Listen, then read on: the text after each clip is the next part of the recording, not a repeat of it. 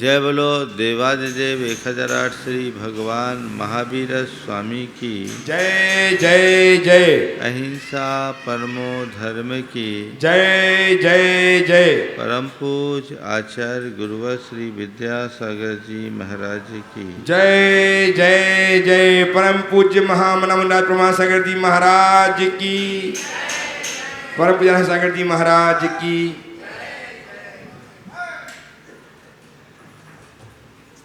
कल बात सुखी जीवन की गई थी और चर्चा के प्रसंग में मैंने 4 बातों में पहली बात की थी, अपने जीवन में सुखी बने रहना चाहते हो तो संतुष्टि बना करके चलो। सवाल है संतुष्टि कैसे आए। हर कोई ये जानता है कि बिना संतोष के सुख नहीं, ये है ना, पता है। हम लोगों ने बचपन से सुना है संतोषी सदा सुखी, तो अपने आप निकल जाएगा असंतोषी सदा दुखी। ये जानने समझने के बावजूद न तो हमारे हृदय में संतोष प्रकट हो पाता है और न ही हम अपने आप को असंतोष से बचा पाते हैं। आज कुछ चर्चा उस संतुष्टि के लिए आप सबके बीच करना चाहूँगा कि हम अपने जीवन में संतुष्टि किस प्रकार लाएं और हमारे जीवन में संतोष का स्वरूप क्या होना चाहिए।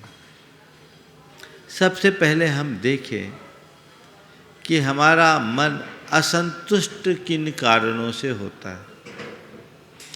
यदि कारण का निवारण हो जाए तो हमारी समस्या अपने आप हल होगी। सबसे पहले अपने मन को टटोल कर देखो, तुम्हारे मन में संतोष है या असंतोष। यदि असंतोष है तो किन बातों का असंतोष है, आपको देखना होगा। और ये बात केवल एक प्रवचन सुन करके नहीं, आप आंखें बंद करिएगा, एकांत में बैठिए और सबसे पहले उन सब बातों को रेखांकित करके नोट कीजिए जिनसे आपके मन में असंतोष है। सबसे पहली शुरुआत करता हूँ, आप अपने शरीर को लेकर संतुष्ट हो या नहीं। अगर आपको लगता है नहीं मैं बिल्कुल हेल्दी हूँ, मुझे कोई शरीर से लेकर कोई प्रॉब्लम नहीं है, मैं अपने फिटनेस को लेकर पूरी तरह संतुष्ट हूँ, तो कोई बात नहीं।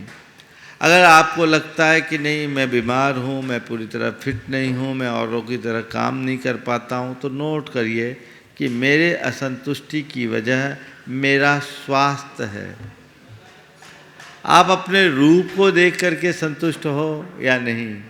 प्रकृति ने जो रूप दिया, कहीं मन में ऐसा तो नहीं है कि मैं ज़्यादा गोरा होता तो अच्छा होता, मैं ज़्यादा सुंदर होता तो अच्छा होता, मेरा लुक थोड़ा और निखरा होता तो अच्छा होता। इसे भी आप नोट कीजिए कि दूसरी वजह मेरे असंतुष्टि की मेरा रूप तो नहीं है।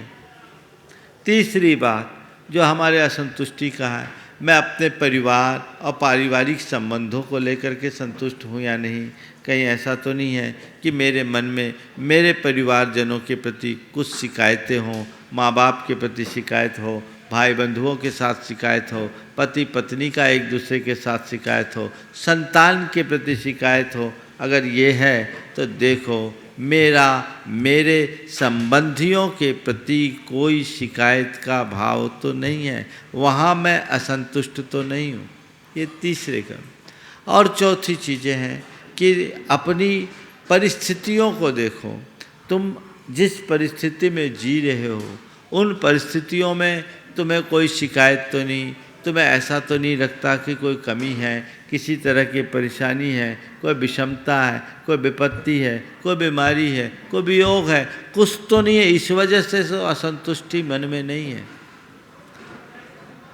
अगर इन 4 कारणों की पड़ताल करो, देखो शरीर के प्रति, रूप के प्रति, संबंधियों के प्रति, संपत्ति के प्रति, परिस्थिति के प्रति, अगर तुम्हारे मन में कहीं कोई असंतोष है तो नोट करो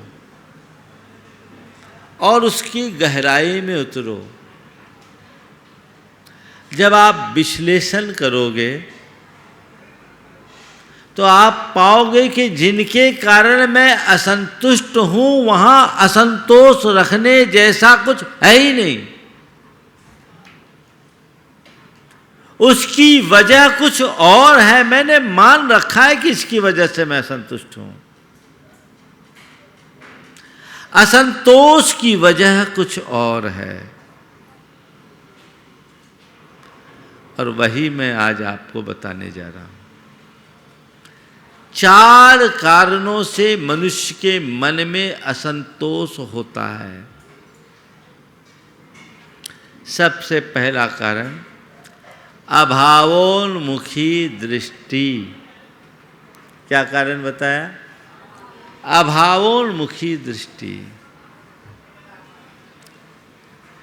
अगर तुम उधर देखो जो तुम्हारे पास है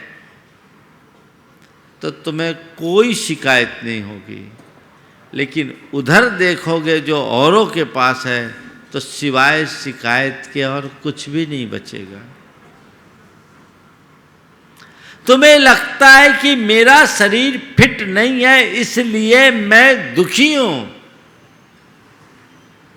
तो थोड़ा उनको तो देखो जिनका शरीर पूरी तरह फिट है, क्या वो सुखी है?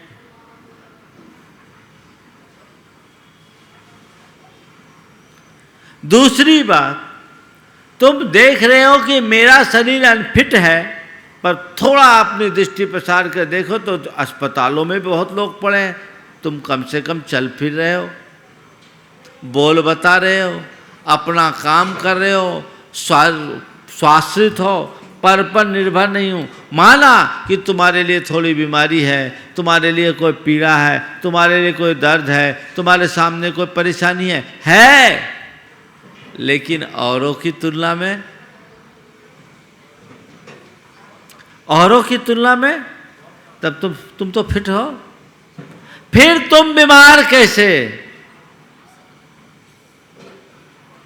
सच्चे अर्थों में तुम्हारी असंतुष्टि की वजह तुम्हारी बीमारी नहीं,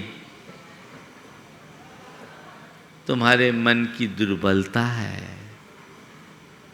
वो दूर हो जाए, सारी असंतुष्टि पल में समाप्त, फिर कुछ बचेगा ही नहीं। आप देखिए, अभावोन्मुखी दृष्टि जहां होगी, तुम जब ये देखोगे कि मेरे शरीर में ये पीड़ा है तो दुखी रहोगे, और तुम जब ये देखोगे कि मैं औरों की अपेक्षा अच्छा हूं तो कभी दुखी नहीं होगे। तुम्हें ये ना लगे कि मेरे शरीर में, मेरे बदन में दर्द है, तुम्हें इस बात का फक्र होना चाहिए कि कम से कम मैं चलने फिरने लायक तो हूँ, उठने बैठने लायक तो हूँ। दुनिया में तो बहुत से ऐसे लोग भी हैं जो वर्षों से बिस्तर पर पड़े हैं। मैं अपने आप को बीमार क्यों मानूं? ये मेरी मानसिकता है जो मुझे दुखी बना रही है। संबंधियों को लेकर के भी अगर बात करें तो संसार है, जिन संबंधियों के व्यवहार को देखकर मैं दुखी होता हूं,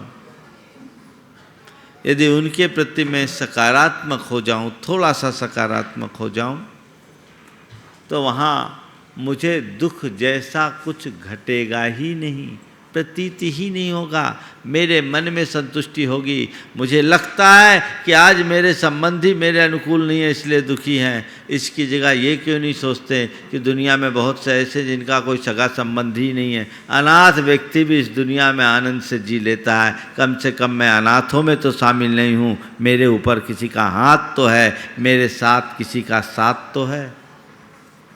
क्या ये सोच हम नहीं रख सकते? 4 कारणों की चर्चा मैं आज आप सबसे करूंगा जो हमें असंतुष्ट करता है। अभावोन्मुखी दृष्टि, नकारात्मक सोच,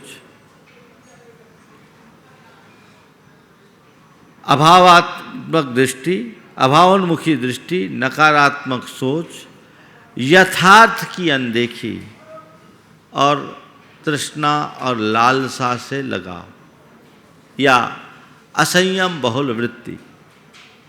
ये 4 कारण ऐसे हैं जो तुम्हारे मन में असंतोष की सृष्टि करते हैं।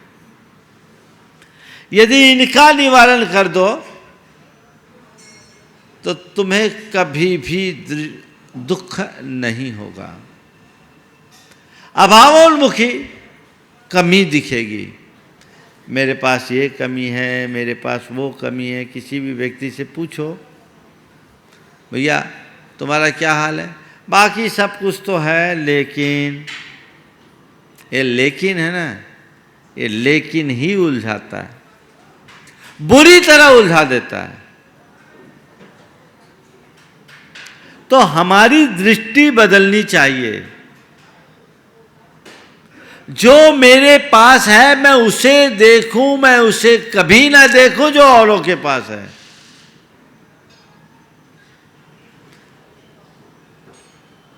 एक व्यक्ति बहुत दुखी था,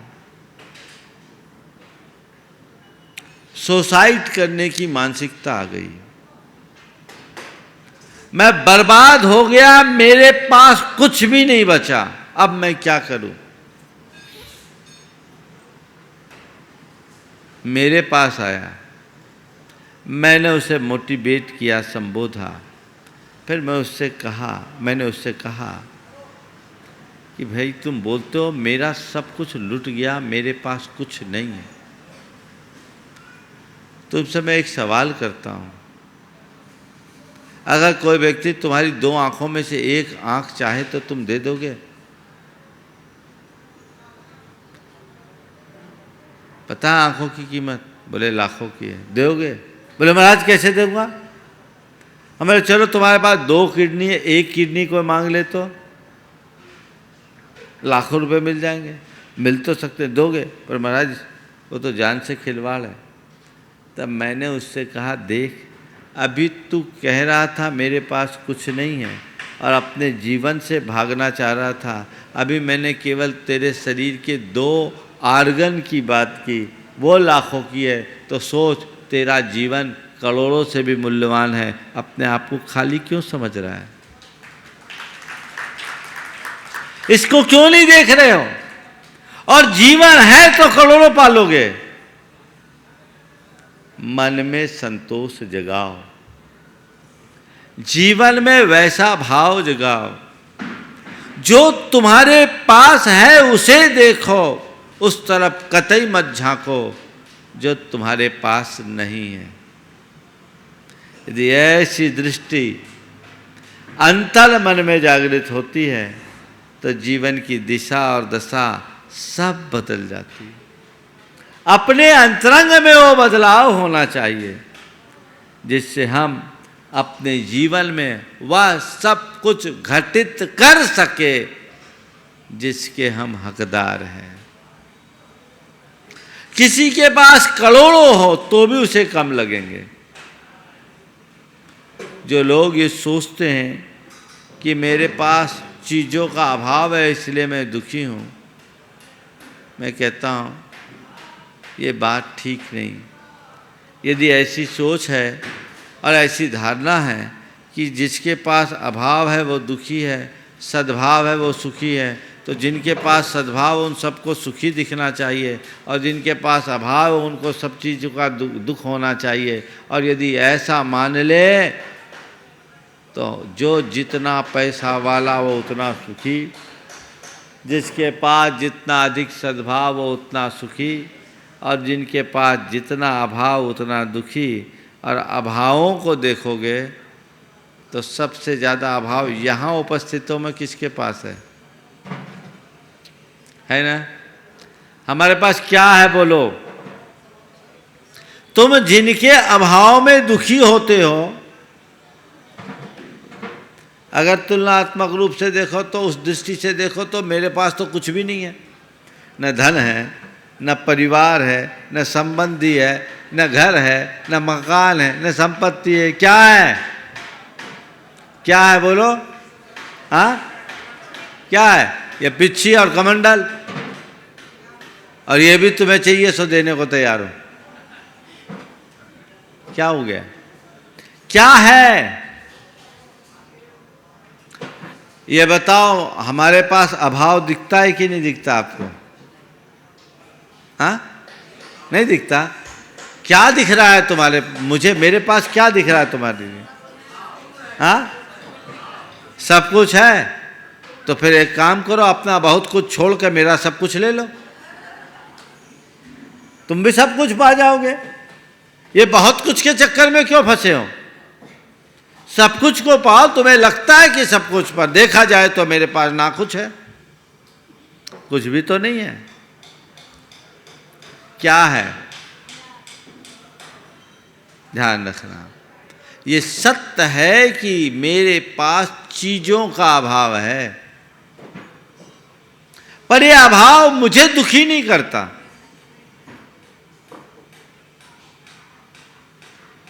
अगर अभाव दुखी करता तो मैं दुखी होता। मैं पूछता हूं आपसे, मैं आपको दुखी दिख रहा हूं कि सुखी? हाँ, सुखी है ना? अभाव होने के बाद भी सुखी हो ना? तो तुम अपने अभाव का रोना क्यों रोते हो? मेरे पास अभाव है इसलिए मैं दुखी हूं, ये धारणा सही है क्या? उदाहरण सामने, ध्यान रखना, अभाव मनुष्य को दुखी नहीं बनाता, अभाव की अनुभूति मनुष्य को दुखी करती है। अभाव दुखी नहीं करता, अभाव की अनुभूति तुम्हें दुखी करेगी। मेरे पास कुछ नहीं है, कोई दिक्कत नहीं, पर मेरे पास कुछ नहीं है इसका एहसास मुझे व्याकुल किए बिना नहीं रखेगा। तो मुझे उसका एहसास ना हो। जिस दिन मुझे अभाव की अनुभूति होने लगेगी ना, मैं तुमसे भी ज्यादा दुखी हो जाऊंगा। तो सुखी होने का मंत्र अपने मन में संतोष को जगाए रखने का एक मंत्र है। अभाव को मत देखो, भाव को देखो। जो सद्भाव है, जो तुम्हारे पास है, उसे देखो। तुम्हें कोई भी दुखी नहीं करेगा।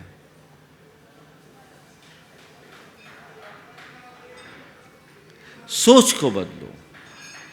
दूसरी बात, नकारात्मक सोच व्यक्ति को सब कुछ होने के बाद भी दुखी बनाती। अपनी सोच को बदलो। देखो, मैं अपने जीवन में किस तरीके से देखता हूं। अभी हमने शरीर की बात की।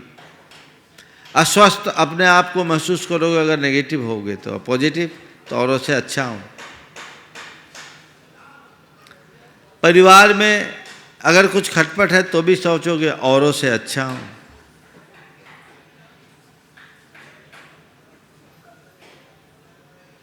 संपत्ति के क्षेत्र में भी यदि कुछ हीना दिखता होगी तो सोचोगे औरों से अच्छा हूं। कुछ भी हो, विपत्ति हो, बीमारी हो, वियोग हो या अन्य कोई विषमता, औरों से अच्छा हूं। ये दृष्टि जब जम जाए तो जीवन का मजा ही कुछ और हो जाए। सोच को देखो, देखो सोच मनुष्य को क्या बना देती। एक सेठ भगवान के मंदिर में गया, मैं वर्षों से तेरी पूजा करता आ रहा हूँ, तो मुझ पर आज तक कृपा क्यों नहीं करता?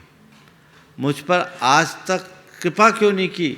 मैं रोज़ तेरी पूजा करता हूँ, मैं कितने दिनों से सोच रहा हूँ कि तूने मुझे संपन्न तो बनाया, पर मुझे संतान नहीं दिया, संतान भी दिया तो मुझे स्वस्थ नहीं किया। मैं कितनी बार बोलता हूँ कि तू मुझे स्वस्थ, सुखी, संपन्न और संतति से संपन्न बना, पर तू मेरी कुछ सुनता ही नहीं। कब तक गुहार लगाना पड़ेगा तुझे? सेठ ने अपनी शिकायत सुना करके बाहर निकला। सेठ बाहर निकला, थोड़ी देर बाद एक भिखारी, अंधा भिखारी भगवान के चरणों में आया। अहोभाव से भरकर प्रभु चरणों में अपनी ओर से कृतज्ञता प्रकट किया और कहा, हे प्रभु, बड़ा आभारी हूं तेरा, किन शब्दों में आभार प्रकट करूं? तूने मुझ पर कितनी बड़ी कृपा की, मुझे सबल पैर दिए जिसके बल पर मैं आज तेरे दरबार तक आ पाता हूं। माना मेरी आंखें नहीं हैं, तो भी मुझे इस बात की कतई परवाह नहीं। मैं सोचता हूँ आंखें नहीं है तो क्या है, पैर तो है, कम से कम तेरे दरबार में तो आ जाता। आंखों के साथ पैर भी ना होते तो मैं यहाँ तक कैसे आ पाता? और मैं सोचता हूँ अच्छा है कि मेरी आंखें नहीं हैं, क्योंकि इन आंखों से मैं तुझे नहीं देख पाता तो कम से कम किसी और को भी तो नहीं देखता। काश आंखें होती और किसी को देख लेता और मेरी नज़र किसी और से मिल जाती तो तेरे दरबार में नहीं आ पाता। तेरा शुक्रगुजार हूँ कि तूने मुझे आंखें नहीं दी। और मैं ये सोचता हूँ कि कितना खुश नसीब हूँ कि मेरी आंखें भले ना हो पर तेरे दरबार में आता हूँ, तेरी दृष्टि मुझ पे पड़ जाती है, मैं इसमें ही निहाल हो जाता हूँ। है सोच का अंतर। बोलो सेठ हो या भिखारी? हाँ, सेठ हो या भिखारी? कहने को तुम सेठ कहलाते हो पर आचरण भिखारियों से भी बुरा है। मुझसे पूछो तो मैं उस भिखारी को सेठ कहूंगा और सेठ को बड़ा भिखारी। सोच को बदलिए। जब तक तुम्हारी सोच नहीं बदलती जीवन में रस नहीं आएगा। जीवन का मजा लेने के लिए, अपने आप को असंतुष्टि से बाहर करने के लिए सोच में सकारात्मकता आना नितांत आवश्यक है। हर चीज को सकारात्मक तरीके से देखिए। चाहे जैसी सिचुएशन बनेगी, आपको कभी दुख नहीं होगा। जो भी मैंने आपको 4 बिंदु बताए थे दुख के, जिनके कारण आप असंतुष्ट होते, यदि उनको आप सकारात्मक दृष्टि से देखोगे, कभी भी दुखी नहीं होगे। धारणा बनाइए, आज से मैं चीज़ों को सकारात्मक दृष्टि से देखूंगा, नकारात्मक रूप में नहीं। तीसरी बात, यथार्थ की अनदेखी।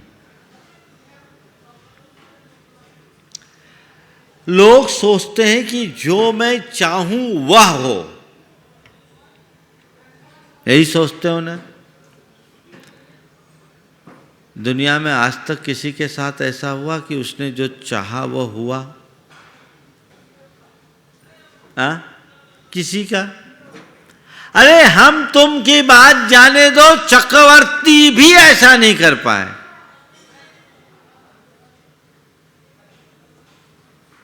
ये जीवन का यथार्थ है कि नहीं? तो इसे क्यों नजरअंदाज करते हो? इसे स्वीकार करो। जो मैं चाहूं वो हो ये संभव नहीं है, पर जो हो रहा है उसे मैं चाहूं ये तो सहज संभव है।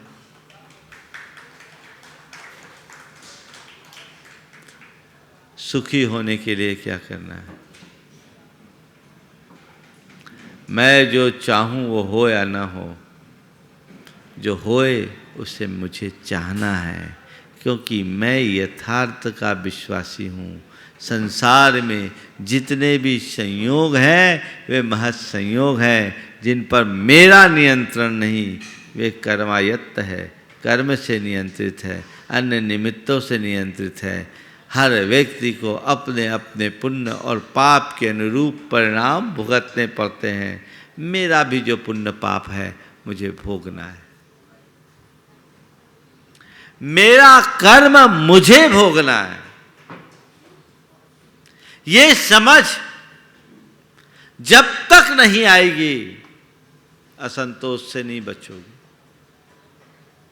कर्म का योग है, अच्छा है तो कर्म है, बुरा है तो कर्म है। ये जीवन की सच्चाई है कि नहीं? बोलो,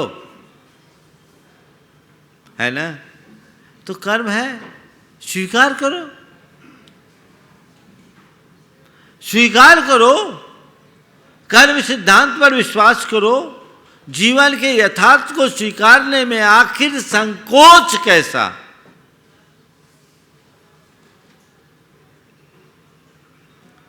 बस इतनी सी समझ जगाने की जरूरत है। वो बात बैठ जाए तो काया पलट हो जाए। हर पल विचार करो, कभी दुखी नहीं होगे। महापुरुषों के जीवन को पलट करके देखो, उनके जीवन में क्या हुआ? यही तो हुआ। जब तुम कर्म के ऊपर विश्वास करना शुरू कर दोगे, अपने प्रारब्ध को स्वीकार लोगे, तो परिस्थितियां चाहे जो भी क्यों ना हो, तुम्हारा मन रंच मात्र भी विचलित नहीं होगा। और उसको स्वीकार किए बिना तुम्हारे मन में थोड़ी भी स्थिरता नहीं होगी। देखिए, जो व्यक्ति जीवन के यथार्थ पर भरोसा रखता है, वो बड़ी बड़ी विपत्तियों को भी कैसे झेल लेता है। अभी मेरे संपर्क में एक व्यक्ति के परिवार में उसकी धर्मपत्नी और एक बेटा, दोनों कोविड का ग्रास हो गया। 7 दिन के अंतराल में 2 मौतें हुई। बहुत बड़ी विपदा, और ऐसी विपदा बहुतों में आई। बहुत से परिवार टूटे बिखरे। अब परिवार ही नहीं टूटे, उस घटना के बाद लोग भी टूट गए। पर मैं जिस व्यक्ति की बात आप सबसे कर रहा हूँ, इतनी बड़ी विपत्ति को भी उस व्यक्ति ने सहज भाव से स्वीकार किया। कहा, यही हमने तो यही सुना है, राजा राणा छत्रपति हाथिन के असवार, मरना सबको एक दिन अपनी अपनी बात। जाने वाले को कोई रोक नहीं सकता। जब जाने का वक्त आ जाए तो जाना ही पड़ता है। मेरा और उनका इतने ही दिन का संयोग था। हमने कोशिश की, कामयाब नहीं हुए। अब अफसोस करके भी क्या होगा? इसे स्वीकारना होगा। जब मनुष्य के हृदय में यथार्थ प्रकट हो जाता है तो वह इन सब विकल्पों से ऊपर उठ जाता है। मैं आप सबसे कहता हूँ, छोटी छोटी बातों में रोना रोते हो, क्या तुम्हारे रोना रोने से परिस्थितियाँ सुधर जाती? बोलो।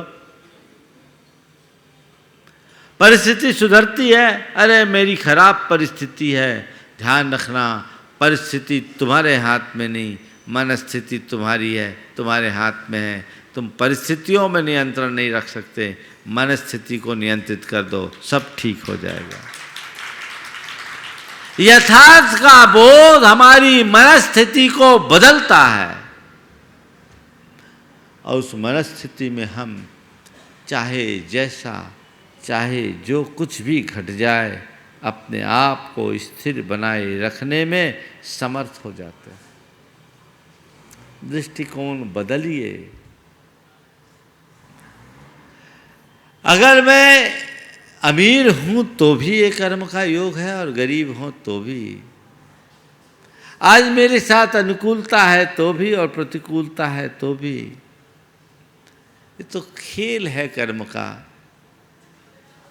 ये चलता रहेगा, मुझे इसे स्वीकार करना होगा। और जब स्वीकार करूंगा तभी मेरा रास्ता प्रशस्त होगा। तो यथार्थ को पहचानिए। जन्म मरण जीवन का यथार्थ है। जो कर्म का योग है वही संयोग बनेंगे, ये जीवन का यथार्थ है। न हम कुछ लेकर आए न लेकर जाएंगे, ये जीवन का यथार्थ है। न हम किसी के न कोई हमारा, ये जीवन का यथार्थ है। जो हम करेंगे वही भरेंगे, ये जीवन का यथार्थ है। यदि ये यथार्थ मानस में अंकित हो जाए तो फिर कभी किसी प्रकार की असंतुष्टि जैसी बात ही नहीं रहेगी। और फिर चौथी बात, असंयम बहुल प्रवृत्ति। जब मनुष्य के चित्त में असंयम होता है तो असंयम मनुष्य को विषयों की ओर भगाता है, जहाँ सिवाय अतृप्ति और असंतुष्टि के कुछ नहीं होता। असंयम से असंतोष आता है, संयम से नियंत्रित होता है मन। हम संयम के बल पर अपने हृदय में संतुष्टि विकसित कर सकते हैं। संयम का अभ्यास कीजिए। व्यर्थ की लालसा और तृष्णा से अपने आप को बचाइए। चीज़ों के प्रति जब भी दृष्टि जाए तो उसकी आवश्यकता और उपयोगिता को देखिए, उसकी ऊपरी चमक से प्रभावित मत होइए। तब आप अपने जीवन में कुछ अच्छा कर पाओगे। बढ़ते हुए कंज्यूमरिज्म के इस दौर में कदम कदम पर मनुष्य के सामने ऐसे निमित्त आते जाते हैं जो उसे असंयम की ओर खींचती है, असंतुष्टि का पात्र बनाती है, उसके मन की तृष्णा की आग में और घी डालती है। रोज रोज रोज रोज विज्ञापन देख देख करके व्यक्ति को जिनकी जरूरत नहीं है उसको भी लेने का भाव आने लगता है, होता है। जो नहीं चाहिए उसके तरफ भी वैसी दृष्टि। तो स्थितियां बड़ी विषम बन जाती है, चित्त विचित्र हो जाता है। अपनी दृष्टि को बदलना है। संयम और सदाचार को अपने जीवन का लक्ष्य बना करके चलोगे, आदर्श बना करके चलोगे तो जीवन में कभी दुखी नहीं हो सकोगे। मन में संतोष लाना चाहते हो तो इन्हीं 4 बिंदुओं को अपने जीवन में आत्मसात करें। यदि आत्मसात हो गई तो हमारा जीवन महान बनेगा। इस पुनीत भाव के साथ मैं यहीं पर विराम दे रहा हूँ। बोलिए परम पूज्य आचार्य गुरुवर श्री विद्यासागर जी महाराज।